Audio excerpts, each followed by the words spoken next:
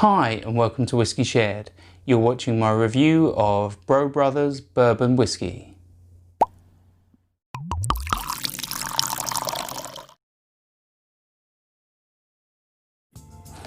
I'm Toby and you're watching Whiskey Shared. Welcome to my review of Brough Brothers Bourbon.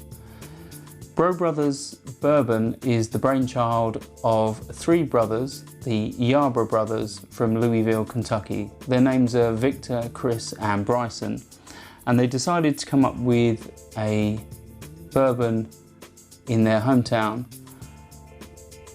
and I believe they're the first black owners of a distillery in Kentucky. The bottle itself depicts their family life, and the business is family run, and these bottles are hand bottled by the brothers.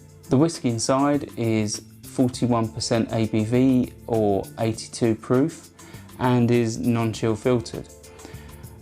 I can't really find anything about the liquid itself. As far as I'm aware, the distillery isn't up and running, so the liquid inside is most likely sourced and potentially from MGP in Indiana. I don't know what the mash bill is either, so I don't know what percentage of different grains are used in this bourbon. But obviously, any new brand is only as good as the liquid inside, and obviously this is what makes you want to come back for more. So should we find out what it tastes like?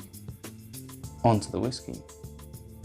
So before I start nosing and tasting, I thought I'd point out that on the bottle it does actually say that it's aged a minimum of 6 months, which is sometimes unusual to have an age statement listed. Obviously it could be more than 6 months old, but it's also unusual that it's stated at that young. I don't think I've seen any sort of major bourbons that have made it to the UK that list that.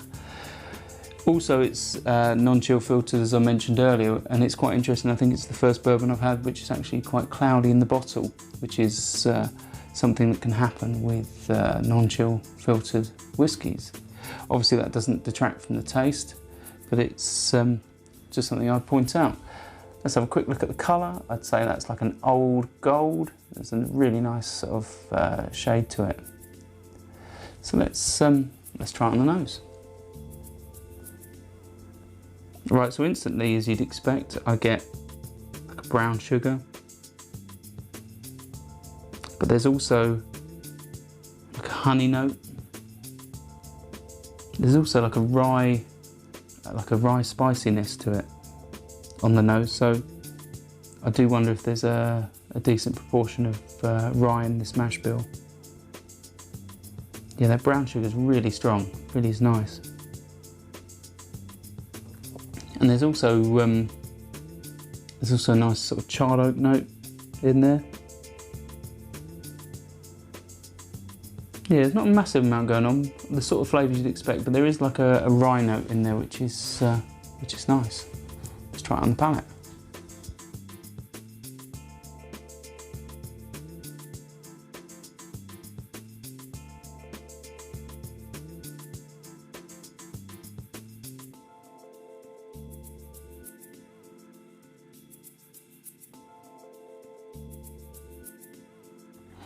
Right, so there's lots of oak, lots of charred oak.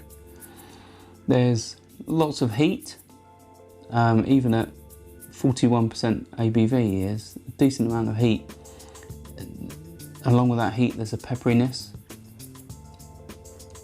It's quite sweet, and yeah, it's making me salivate a bit, which is always a good sign. I don't know, maybe that's my palate sort of activating around the liquid, but it really is coating the mouth quite well. Let's have a second sip.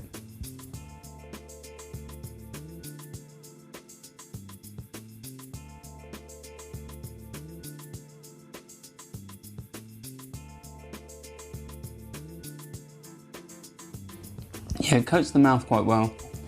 A little bit of viscosity there. Probably helped by the fact it is non-chill filtered.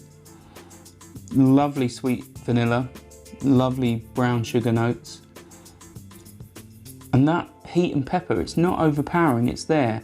I do wonder if there is a decent proportion of rye, because it's got that sort of spiciness, which is nice. With the finish, it does linger for quite a while. It's like a medium finish. I'd say there's a very dry wood note with this one. The pepper lingers, but it's not too bad. After sort of 5 or 10 seconds, it just sort of starts to dissipate. Maybe a little bit sort of fizzy almost. And then there's that brown sugar note, and that really lingers as well. This retails for about £29. It's available from Amazon and Master Malt in the UK. And yeah, I think for a sort of a craft hand-bottled bourbon, especially from a new brand at £29, I think that's about right. It's one that a lot of people might even just pass by. You know, the labelling may not sort of stand out enough on the shelf, but it's yeah, it's definitely one of my top bourbons, I'd say. It's really is quite good. That level of sweet and spice is good. Yeah, definitely one I'd recommend.